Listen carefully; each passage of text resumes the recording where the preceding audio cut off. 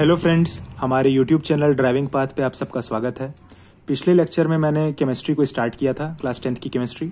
उसमें भी हम लोग carbon and its compound chapter को पढ़ रहे थे। उसका एक आखिरी टॉपिक बच गया था हमारा, नोमेनक्लेचर ऑफ हाइड्रोकार्बन्स। ठीक, तो उस टॉपिक को आज मैं यहाँ पे आप लोगों को पढ़ाऊंगा और उसके बाद हम इस चैप्टर को कंक्लूड करके एक नया टॉपिक स्टार्ट करेंगे। ठीक है, तो टॉपिक स्टार्ट करने से पहले मैं आप सबसे एक रिक्वेस्ट करना चाहूंगा कि अगर आप हमारे चैनल पे नए हैं तो हमारे चैनल को सब्सक्राइब करिए, इस वीडियो को ज़्यादा से ज़्यादा लाइक करिए और अपने दोस्तों में शेयर करिए और ऐसे ही हमें सपोर्ट करते रहिए। ठीक है, तो आइए स्टार्ट करते हैं आज का हमारा टॉपिक, नोमेनक्लेचर ऑफ हाइड्रोकार्बन्स। तो पिछले क्लास में मैंने जो लेक्चर लिया था उसमें मैंने आपको हाइड्रोकार्बन्स के बारे में बताया था। ऐसे कंपाउंड जो कार्बन और हाइड्रोजन से मिलकर बने उसे हाइड्रोकार्बन्स कहते हैं। ठीक है, तो बेसिकली आज हम क्या करेंगे, उनका नाम रखेंगे, नोमेनक्लेचर करेंगे। ठीक है, तो ये बेसिकली दो तरीकों से होता है। इनके दो नाम होते हैं, जैसे आपका नाम होता है घर का नाम, एक स्कूल का नाम, वैसे यहाँ पे हाइड्रोकार्बन्स का नाम है। एक उनका कॉमन नेम है या फिर ट्रिवियल नेम भी उसे कहते हैं हम लोग, और एक है उसका IUPAC नेम। जैसे आपका स्कूल का नाम है वैसे ये IUPAC नेम। तो IUPAC का फुल फॉर्म है international union of pure and applied chemistry. ठीक, ये बेसिकली किसी कंपाउंड का नाम नहीं रखता, ये कंपाउंड के नाम रखने के लिए एक फॉर्मेट देता है। उस फॉर्मेट को फॉलो करते हुए हम और आप मिलकर ही इस कंपाउंड का, किसी भी कंपाउंड का नाम रखते हैं। ठीक, तो IUPAC और कॉमन नेम में डिफरेंस ये है कि common name place to place vary कर सकता है। ये प्लेस टू प्लेस वेरी कर सकता है। जैसे अभी मैंने इंडिया में इसका किसी भी कंपाउंड का नाम कुछ और हो सकता है, और बाहर अगर आप फॉरेन कंट्रीज में जाएं तो उसका नाम कुछ और हो सकता है। लेकिन जो IUPAC नोमेनक्लेचर है, अगर उसके फॉर्मेट को हम और आप सही से फॉलो कर रहे हैं और जो बाहर इंटरनेशनल में अगर कोई उसे उसी तरीके से फॉलो कर रहा है सही तरीके से, उसमें कोई गलती नहीं हुई है, तो जो हम और आप नाम रखेंगे और जो वो नाम रखेगा वो दोनों सेम होंगे। यही फायदा होता है IUPAC नोमेनक्लेचर का। ठीक, तो बेसिकली जो IUPAC ने जो फॉर्मेट दिया है उसे मैंने आपके लिए यहाँ पे लिख दिया है। आप वीडियो को पॉज करके इसे नोट कर सकते हैं। यहाँ पे मैंने लिखा है सेकेंडरी प्रीफिक्स, उसके बाद प्राइमरी ये प्रीफिक्स, उसके बाद वर्ड रूट, फिर प्राइमरी सफिक्स और सेकेंडरी सफिक्स। ठीक, ये हमारा हो गया नोमेनक्लेचर का मेथड। ये बहुत ही बेसिक मेथड है। ठीक है, तो आइए स्टार्ट करते हैं वन बाय वन। तो इसमें आप मैंने देखेंगे आप यहाँ पे मैंने रेक्टेंगल ब्रैकेट मतलब स्क्वायर ब्रैकेट के अंदर मैंने इसे वर्ड रूट को हाईलाइट करके रखा हुआ है। ऐसा क्यों? क्योंकि आप कोई भी हाइड्रोकार्बन आप उठा लीजिए, उसके नाम में वर्ड रूट होता ही होता है, इसके बिना नाम ही नहीं लिख सकते। तो इसकी इंपॉर्टेंस इतनी है। ठीक, तो यहाँ पे मैंने एक और यहाँ पे लिख दिया है आपके लिए, वर्ड रूट और corresponding carbon chain length. Basically ये है क्या, कार्बन चेन लेंथ की जो प्रिंसिपल कार्बन है हमारा, जो कार्बन का जो चेन बना हुआ है आपस में लिंक करके, जो कि मैंने बता दिया था कि सेल्फ लिंकिंग प्रॉपर्टी कैटिनेशन पिछले वीडियो लेक्चर में।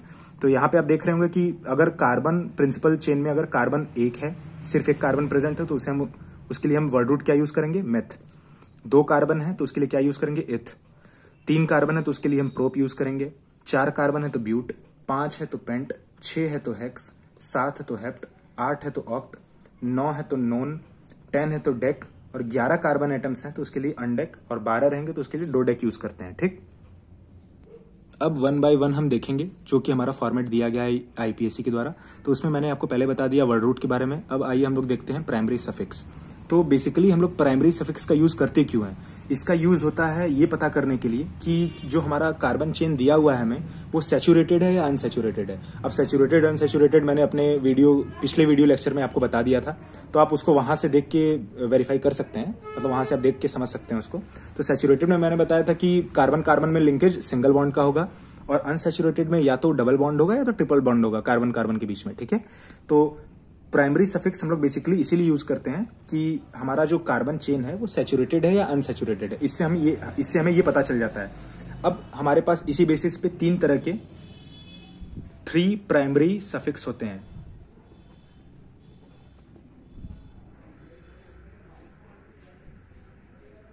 और वो क्या क्या है? तो अगर कार्बन कार्बन के बीच में सिंगल बॉन्ड है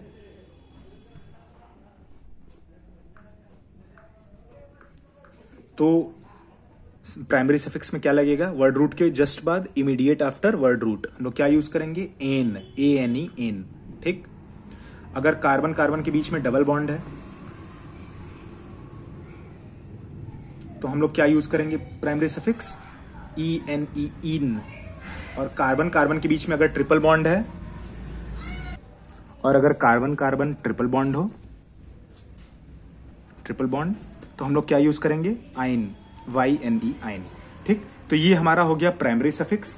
ठीक, अब इसमें अगर हमारा जो डबल बॉन्ड या ट्रिपल बॉन्ड है, जो अनसैचुरेटेड हाइड्रोकार्बन्स होंगे, अगर उसमें एक से ज्यादा होगा तो उसके लिए भी हम यूज करते हैं डाई, ट्राई, टेट्रा, ये सब ऐड हो जाते हैं। ठीक है, डाई, ट्राई और टेट्रा, कितने डबल बॉन्ड है, कितने ट्रिपल बॉन्ड है, उस बेसिस पे, उनके नंबर के बेसिस पे। ठीक है, तो हम लोग क्या यूज करते हैं, डाई, ट्राई और टेट्रा। ठीक, तो उस हिसाब से हम लोग क्या क्या ऐड कर देते हैं इसमें। एग्जाम्पल के तौर पे आप देख सकते हैं डाई इन, ट्राई इन, या फिर डाई आइन, ट्राई आइन, ये सब ये यूज करेंगे अगर एक से ज्यादा हमारे पास डबल बॉन्ड या फिर ट्रिपल बॉन्ड होंगे तो। ठीक है, तो ये था हमारा प्राइमरी सफिक्स। अब आगे देखते हैं हम लोग सेकेंडरी सफिक्स। तो सेकेंडरी सफिक्स में हम लोग बेसिकली करते क्या है, ये क्यों यूज होता है, ये बताने के लिए कि प्रिंसिपल कार्बन चेन में हमारा कौन सा फंक्शनल ग्रुप जुड़ा हुआ है। ठीक है, ये इंडिकेट करता है फंक्शनल ग्रुप को। ठीक, तो अगर मैं इसे लिखवाना चाहूं आपको तो आप लिख सकते हैं कि सेकेंडरी सफिक्स क्या होता है, a secondary suffix is added to the primary suffix so as to indicate the nature of the functional group present in the organic compound. ठीक, कि ये हमारा प्राइमरी सफिक्स के जस्ट बाद जुड़ता है और उसके बाद ये क्या बताता है कि हमारे प्रिंसिपल कार्बन चेन में कौन सा फंक्शनल ग्रुप प्रेजेंट है। तो बेसिकली हमारे पास जो हमें 10th लेवल पे पढ़ने हैं फंक्शनल ग्रुप, वो फंक्शनल ग्रुप ये हैं।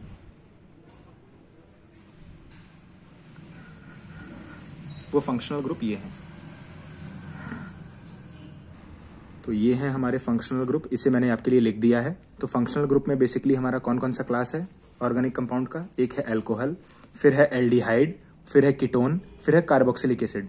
और जो हमारा सेकेंडरी सफिक्स इन सब के लिए जुड़ता है वो है ol for alcohol, al for aldehyde, one for ketone and oic acid for carboxylic acid. ठीक है, तो उसको हम लोग उस फंक्शनल ग्रुप को रिप्रेजेंट कैसे करते हैं, इस तरीके से। अगर ये ग्रुप कहीं पे आपको जुड़ा हुआ मिलेगा तो इसका मतलब क्या हुआ, वो कार्बोक्सिलिक एसिड को बिलोंग करता है। ठीक है, अगर सीओ ग्रुप जुड़ा रहेगा तो वो हमारा बेसिकली कीटोन को इंडिकेट करेगा। अगर सीएचओ ग्रुप जुड़ा हुआ है तो वो एल्डिहाइड को डिनोट करेगा, और ओएच ग्रुप जुड़ा हुआ है तो वो एल्कोहल को रिप्रेजेंट करेगा। अब सीएचओ ग्रुप का मतलब क्या हुआ, सी डबल बॉन्ड ओ और एक एच, एक कार्बन का बॉन्ड यहाँ पे फ्री है, यही आपके प्रिंसिपल कार्बन चेन में जुड़ेगा। उसके बाद कार्बोक्सिलिक एसिड में का क्या मतलब हुआ, कैसे लिंकेज है यहाँ पे, तो C double bond O H, और एक कार्बन का ये वाला बॉन्ड फ्री है जिसके जो हमारा प्रिंसिपल कार्बन चेन के साथ जुड़ेगा और कार्बोक्सिलिक एसिड को बिलोंग करेगा। अब कीटोन में क्या होता है, तो सी डबल बॉन्ड ओ, और यहाँ पे 2 बॉन्ड आपके फ्री हैं कार्बन के, तो इन दोनों साइड आपका अल्काइल ग्रुप जुड़ जाता है। ठीक है, वो मैं आपको अभी आगे बताऊंगा अल्काइल ग्रुप।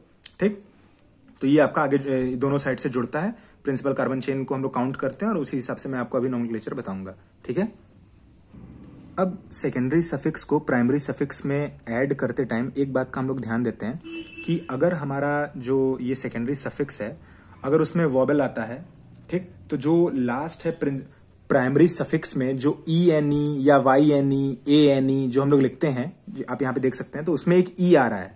तो अगर इससे अटैच होते टाइम, सेकेंडरी सफिक्स को इसमें अटैच करते टाइम अगर हमारा वॉबल आता है, ठीक, तो उस टाइम पे हम इस ई को ड्रॉप कर देते हैं, हम इस ई को नहीं लिखते। ठीक, लेकिन अगर वो कॉन्सोनेंट आता है तो हम इस ई के साथ प्रोसीड करते हैं, मतलब इसे ड्रॉप नहीं करते हैं, ये इसका रूल होता है। ठीक है, अगर हम लोग सेकेंडरी सफिक्स को ऐड कर रहे हैं प्राइमरी सफिक्स में तो हम क्या करते हैं, अगर वो वॉवेल आता है तो हम लोग ई को हटा देते हैं। ठीक, और ये मैं अभी आपको एग्जांपल से भी समझाऊंगा। और अगर उसमें वॉवेल नहीं कॉन्सोनेंट आता है तो हम लोग इसको क्या करते हैं, इस ई को रहने देते हैं, नहीं हटाते हैं। ठीक है, इस बात का आप अच्छे से ध्यान रखेंगे।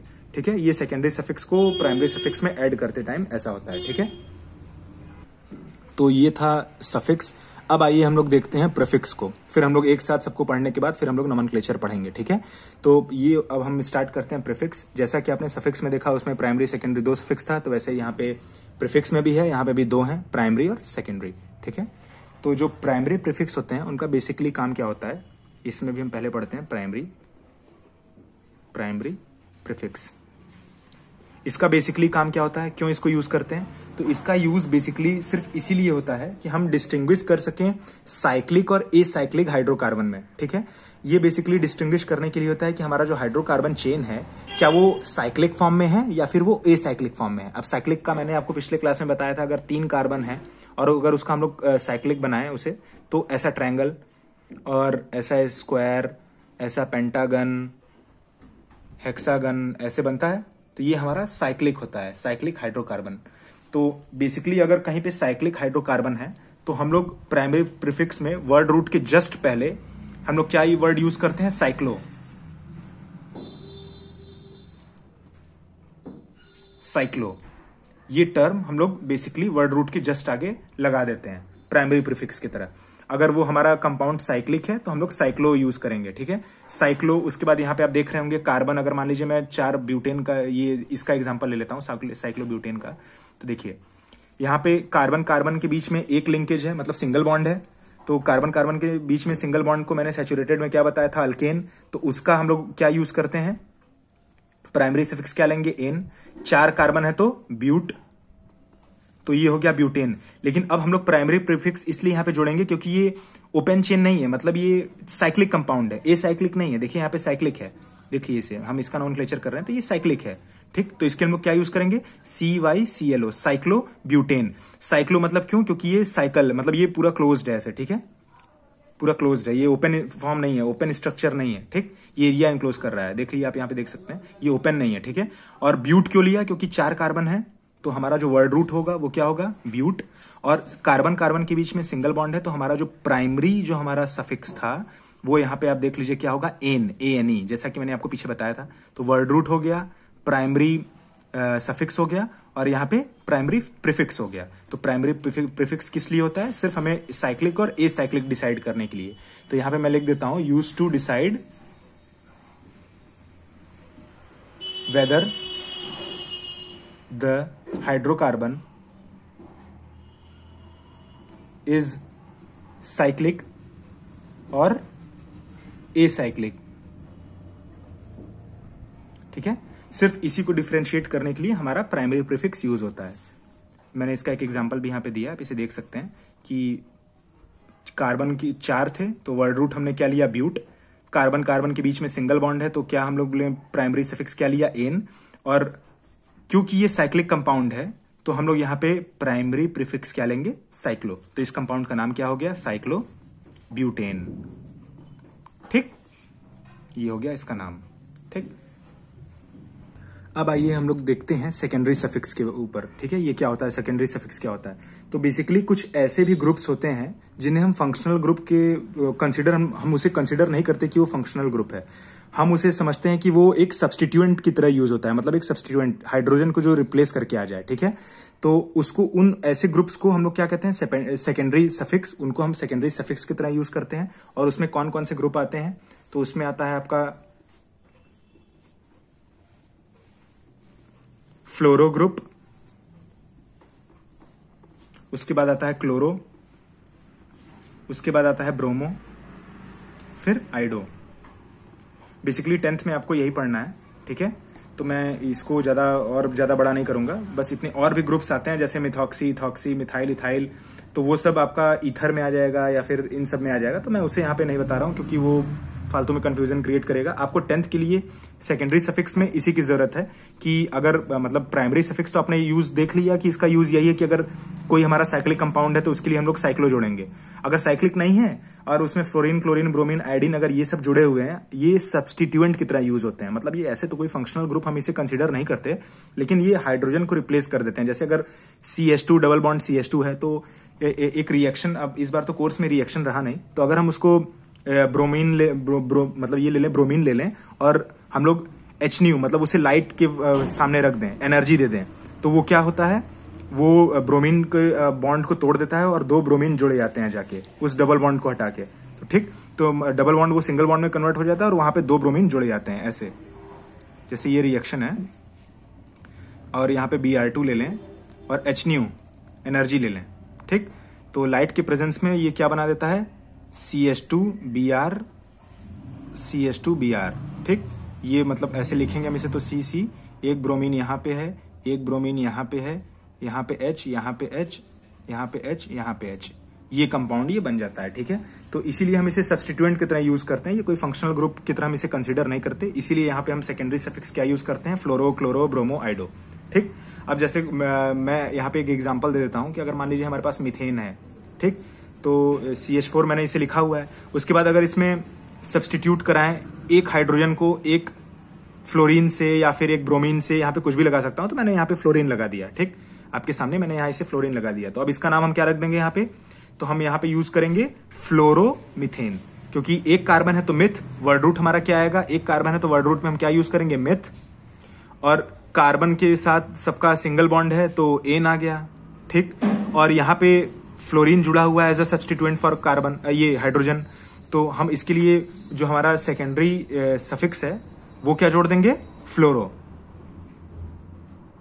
सेकेंडरी प्रीफिक्स, सॉरी यहाँ पे प्रीफिक्स है। ठीक है, सेकेंडरी प्रीफिक्स, सेकेंडरी प्रीफिक्स, तो प्रीफिक्स यहाँ पे क्या जोड़ देंगे, FLUO, फ्लोरो, फ्लोरोमीथेन। ठीक है, अब ये एक सब्सटीट्यूशन हुआ। अगर यहाँ पे अगर एक और फ्लोरीन होता तो हम उसको डाई फ्लोरोमीथेन, ट्राई फ्लोरोमीथेन ऐसे करते हुए लिख सकते थे। ठीक है, तो इसका नोमेनक्लेचर ऐसे किया जाता है। यहाँ पे ध्यान दे दीजिएगा, ये थोड़ा मिसप्रिंट ऐसे मैंने लिख दिया ऐसे, तो ये सेकेंडरी प्रीफिक्स है। ठीक है, क्या है, सेकेंडरी प्रीफिक्स, क्योंकि हम लोग पहले जोड़ रहे हैं। सफिक्स क्या है, जो बाद में जोड़ते हैं। ठीक है, तो ये हम लोग पहले जोड़ रहे हैं, फ्लोरोमीथेन, फ्लोरोमीथेन। इसे हम फंक्शनल ग्रुप की तरह कंसिडर नहीं करते, ये एक सब्सटीट्यूएंट की तरह यूज होता है। ठीक है, हाइड्रोजन के सब्सटीट्यूट की तरह यूज करते हैं इसे हम। तो ये था हमारा IUPAC का मेथड, यही है हमारी मेथोडोलॉजी। इसी के तहत हम सारे कार्बन, हाइड्रोकार्बन्स का नोमेनक्लेचर करते हैं। ठीक है, इसके बाहर हमसे कुछ भी पूछेगा नहीं, क्योंकि इसके इतना ही आपके कोर्स में भी है। अभी मैं और आगे भी पढ़ा सकता था, अभी बहुत सारे हैं, अमाइड है और उसके बाद बहुत सारे मतलब फंक्शनल ग्रुप हैं जिसको मैं बता सकता हूँ, लेकिन अभी यहाँ तक जो मैंने intensive revision programme class 10th के लिए निकाला है, तो क्लास 10th के लिए इतना ही सफिशियंट है। ठीक है, ये मोर देन सफिशिएंट हो गया। ठीक है, तो अब हम लोग कुछ एग्जांपल देखते हैं जिसके थ्रू हम नोमेनक्लेचर सीखेंगे। यहाँ मैंने आपके सामने कुछ एग्जांपल लिखा हुआ है, जैसे कि यहाँ पे आप देखेंगे तो 1 2 3 4 5 6 कार्बन की चेन है। ठीक, तो यहाँ पे एक ट्रिपल बॉन्ड आपको दिख रहा होगा, बाकी सब सिंगल बॉन्डेड है। ठीक, तो इसका नाम बेसिकली हम लोग कैसे लिखते हैं, पहले मैं दिखा देता हूँ कि देखिए, सबसे पहले तो हमें वर्ड रूट पे जाना है। जैसे कि मैंने पहले ही उसको एम्फेसिस उसके ऊपर ज्यादा फोकस किया था कि आप उसको बहुत ध्यान से देखेंगे। तो वर्ड रूट, सबसे पहला काम हमें वर्ड रूट आइडेंटिफाई करना है। तो वर्ड रूट के लिए क्या करेंगे, प्रिंसिपल कार्बन चेन देखेंगे, कि मतलब कार्बन की सबसे बड़ी, सबसे लंबी चेन को देखते हैं जिसमें सबसे ज्यादा नंबर ऑफ कार्बन एटम्स आए। ठीक, में एकदम ध्यान से सुनिएगा कि सबसे ज्यादा कार्बन नंबर ऑफ एटम्स जिस भी चेन में आए, आप उसे प्रिंसिपल कार्बन चेन लेंगे। ठीक है, जैसे यहाँ पे देखिए 1 2 3 4 5 6, यहाँ पे सबसे बड़ी चेन 6 कार्बन एटम्स की है। ठीक है, तो उसके लिए हमारा वर्ड रूट क्या था, हेक्स। ठीक, अब इसके बाद हमें देखना है कि इसमें कोई फंक्शनल ग्रुप जुड़ा है। तो इसमें कोई फंक्शनल ग्रुप जुड़ा नहीं दिख रहा है, बस एक ट्रिपल बॉन्ड ही दिख रहा है यहाँ पे, बाकी सब तो हाइड्रोजन है। जहां कुछ नहीं वहां हाइड्रोजन ऐसे लगा दीजिए, ऐसे ऐसे, इसका तो 4 बॉन्ड है, यहाँ पे एक H। ठीक, तो यहाँ पे हाइड्रोजन जुड़ा हुआ है, सब सिंगल बॉन्डेड है, बस एक जगह ट्रिपल बॉन्ड था। तो जब अगर अनसैचुरेटेड हाइड्रोकार्बन हो जाता है, तो मैंने उसके लिए आपको बताया था कि हम लोग प्राइमरी सफिक्स क्या यूज करेंगे। तो उसके लिए मैंने आपको क्या बताया था कि आइन। ठीक है, आइन। तो इसके बाद हेक्स था, क्योंकि वर्ड रूट हेक्स आया, क्योंकि प्रिंसिपल कार्बन एटम्स कितने हैं एक चेन में, सबसे लंबी चेन में कितने एटम्स आ रहे हैं, 6। तो उसके लिए क्या वर्ड रूट हमारा था, हेक्स। और जो हमारा प्राइमरी ये जो सफिक्स लगा, उसके लिए अगर ये अनसैचुरेटेड है तो इसमें ट्रिपल बॉन्ड एक ही है, तो आइन, हेक्स आइन। अब यही आप यहाँ पे देख सकते हैं कि अगर मान लीजिए यहाँ पे हमारा डबल बॉन्ड रहे, 4 कार्बन का है। ठीक, तो यहाँ पे हम लोग इसको क्या लिखेंगे, 4 कार्बन है तो इसके लिए क्या वर्ड रूट होगा, ब्यूट। ठीक, इसके लिए वर्ड रूट आ गया ब्यूट। ठीक, अब उसके बाद लेकिन आप यहाँ पे देख सकते हैं कि 4 हैं, सब जगह सिंगल बॉन्डेड है, लेकिन एक जगह डबल बॉन्ड आ गया। तो उसके लिए हम क्या वो लेके चले थे, प्राइमरी सफिक्स इन, तो ब्यूटीन। ठीक है, अब इसी अगर मैं डबल बॉन्ड को थोड़ा सा शिफ्ट करा दूं, थोड़ा सा इस क्वेश्चन में ट्विस्ट लेके आऊं, तो देखिए यहाँ पे क्या हो जाएगा। अब मैंने पहले पोजीशन पे नहीं, दूसरे पोजीशन पे दे दिया डबल बॉन्ड को, तो अभी तक तो कोई दिक्कत नहीं था। हमें ब्यूटीन में दे दिया कि ब्यूटीन पूछा, तो मैंने ये स्ट्रक्चर ड्रॉ कर दिया, ये बिल्कुल सही है। ठीक है, ब्यूटीन पूछा तो मैंने ये इस स्ट्रक्चर को ड्रॉ कर दिया। अब अगर इस कंपाउंड का, इस हाइड्रोकार्बन का अगर मुझे नाम लिखने को दे दे, तो मैं इसका नाम क्या लिखूंगा, इसका। तो इसका नाम लिखने के लिए बहुत ध्यान से देखिएगा कि अभी भी कार्बन, प्रिंसिपल कार्बन चेन में, सबसे लॉन्गेस्ट चेन में कार्बन कितने आ रहे हैं, कितने कार्बन एटम्स हैं, 4। तो वर्ड रूट क्या हो गया, ब्यूट। ठीक, अब फर्स्ट सेकंड कि कहीं से भी काउंटिंग करिए, फर्स्ट सेकंड थर्ड फोर्थ, मैंने इधर से कर दिया, आप चाहे तो 1 2 3 4 इधर से भी कर सकते हैं। ठीक, तो सेकंड पोजीशन पे डबल बॉन्ड आ रहा है, तो हमें ये भी तो स्पेसिफाई करना पड़ेगा ना, कि नहीं तो हम फिर डिफरेंशिएट कैसे करेंगे कि ये कंपाउंड कौन सा है, ये कंपाउंड कौन सा है। इसमें तो दोनों में डिफरेंस देखिए, यहाँ पे सेकंड पोजीशन पे डबल बॉन्ड है, यहाँ पे फर्स्ट पोजीशन पे ही है, तो हम इसे कैसे डिफरेंशिएट करेंगे। और यहाँ पे मैंने दोनों साइड से नंबरिंग के लिए आपको कह दिया, लेकिन यहाँ पे नंबरिंग मैं यहां से करूंगा। क्यों, क्योंकि सबसे पास में डबल बॉन्ड किस साइड से पड़ रहा है, while going from this side to this side, left to right जाने पे सबसे पास में डबल बॉन्ड पड़ रहा है, तो मैं नंबरिंग यहां से करूंगा, ठीक है, इस बात का भी ध्यान दीजिएगा। और यहाँ पे मैं दोनों साइड से सेकंड पोजीशन पे पड़ रहा है, तो काउंटिंग किसी भी साइड से कर सकता हूँ, either from left to right or from right to left, ठीक है। तो प्रिंसिपल कार्बन वर्ड रूट मैंने ले लिया ब्यूट। अब एक डबल बॉन्ड है और उसकी पोजीशन कितनी है, सेकंड पोजीशन पे, कहीं से भी करिए, 1 2 1 2 सेकंड पोजीशन पे, तो हम इसमें क्या लिखते हैं, ये डैश देके 2 इन, तो इन दोनों में आप डिफरेंस देख सकते हैं। ये हो गया but 2 ene, double bond is on second position, और यहाँ पे ब्यूटीन, या फिर इसको ब्यूट 1 इन भी आप लिख सकते हैं, लेकिन 1 का कोई मतलब नहीं है क्योंकि ये पहले पोजीशन पे है, तो उसको हम लोग ब्यूटीन भी लिख सकते हैं, ठीक है। इसलिए तो इन दोनों में ये डिफरेंशिएट है, आप इस बात को ध्यान रखिएगा, ठीक है। इसमें मैंने 2 इंपॉर्टेंट चीज बताया कि आप नंबरिंग वहीं से करेंगे जहां से फंक्शनल ग्रुप या कोई भी ग्रुप जो जुड़ा हुआ है वो सबसे पास में पड़े, और उसके बाद कैसे उस नंबर पे किस पोजीशन पे उसका नंबर स्पेसिफाई करिएगा, सबसे लॉन्गेस्ट कार्बन चेन लीजिएगा, उसके बाद आप वर्ड रूट डिसाइड करेंगे, तब आप सैचुरेटेड अनसैचुरेटेड देखेंगे, तब ये नंबरिंग करेंगे, ठीक है, तब ये नोमेनक्लेचर करेंगे आप, ठीक। तो अब आइए कुछ यहाँ पे एग्जांपल और लिखे हुए हैं इथेनोइक एसिड फंक्शनल ग्रुप का भी देख लेते हैं, ब्यूटेनोन, ब्रोमोपेंटेन, हेक्सेनल, ये सब देख लेते हैं ना। तो आइए 1 बाय 1 देखते हैं। तो इथेनोइक एसिड, तो आप इस वर्ड से पहचानिए, इथ, वर्ड रूट क्या आया, इथ, मतलब कितने कार्बन होंगे, 2। अब 2 से ज्यादा कार्बन होंगे नहीं, और ओइक एसिड है मतलब कार्बोक्सिलिक एसिड, तो उस ग्रुप को कैसे लिखते हैं हम, C double bond O OH, ऐसे लिखते हैं, मैंने आपको लिख के भी दिखाया था। तो एक कार्बन तो आ ही गया, एक कार्बन तो आ गया, लेकिन अब इथ है तो 2 कार्बन होंगे, तो मतलब 1 और CH3 यहां पे होगा, ठीक। तो इसका स्ट्रक्चर क्या बन गया, इथेनोइक एसिड का ये ए पार्ट है हमारा, ठीक। फिर से देख लीजिए, वर्ड रूट यहां से पकड़ेंगे, जो वर्ड लिखा है वर्ड रूट यहां से पकड़ेंगे, यहां पे लिखा था इथ, तो वर्ड रूट हमारा हो गया इथ, तो मतलब 2 कार्बन होंगे। ओइक एसिड मतलब कार्बोक्सिलिक एसिड है, और कार्बोक्सिलिक एसिड है तो उसमें पहले से ही कार्बन होता है, तो यहाँ पे सिर्फ एक CH3 जोड़ना था, और ये हो गया हमारा इथेनोइक, ठीक है। अब दूसरा देखते हैं, ब्यूटेनोन। तो ओन किसका है, किसके लिए हम लोग यूज करते हैं, ओन हम लोग यूज करते हैं secondary, as a secondary suffix, किसके लिए यूज करते हैं, फॉर कीटोन, ठीक है। हम ये कीटोन के लिए यूज करते हैं, जिसका दोनों बॉन्ड ऐसे फ्री रहता है और ये डबल बॉन्ड हो, ठीक। तो ओन हम लोग कीटोन के लिए यूज करते हैं। तो यहाँ ब्यूटेनोन है ना, तो इसको हम लोग ऐसे लिखेंगे, ब्यूटेनोन को क्या करेंगे, C ऐसे पहले आप लिख दीजिए, और सबसे आखिरी वाले कार्बन के जस्ट पहले वाले कार्बन पे डबल बॉन्ड हो,